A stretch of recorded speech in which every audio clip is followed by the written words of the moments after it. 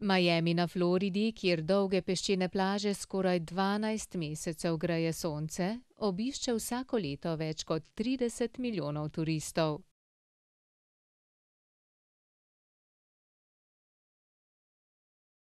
Mesto, v katerem živi sicer več kot 6 milijonov ljudi, stavi na turizem, zato se ga je lotilo zelo sistematično.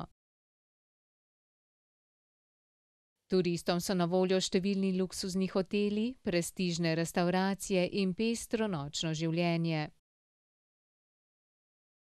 Zadnja leta se tu razvija kongresni turizem, čedalje pogostejši so tudi veliki dogodki in zabave z znanimi osebami.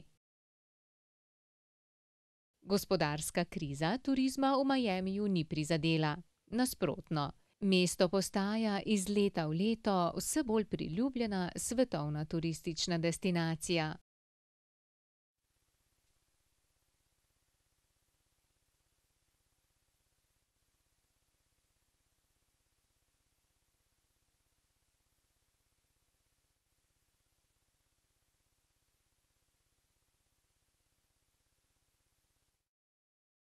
Miami velja za mesto, ki nikoli ne spi in v katerem turistu zagotovo nikoli ne more biti dolgčas. Pestro pa ni le nočno življenje, ampak tudi tisto na morju. Ob pogledu na jahte in čolne se ti zazdi, da jih je več kot na cesti avtomobilov.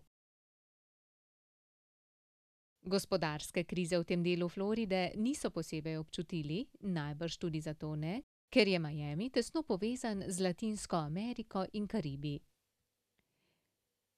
Sicer pa v Miamiju živi tudi več kot 100 Slovencev in čeprav niso združeni v nobeno formalno organizacijo, se redno srečujejo ob različnih priložnostih.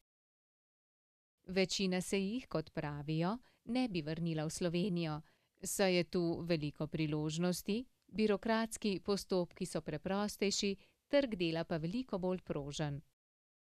Vsako leto sicer vse več Slovencev odhaja v tujino, saj jim, kot pravijo, Slovenija ponuja premalo možnosti in prav to je torej ena izmed najpomembnejših nalog naših politikov.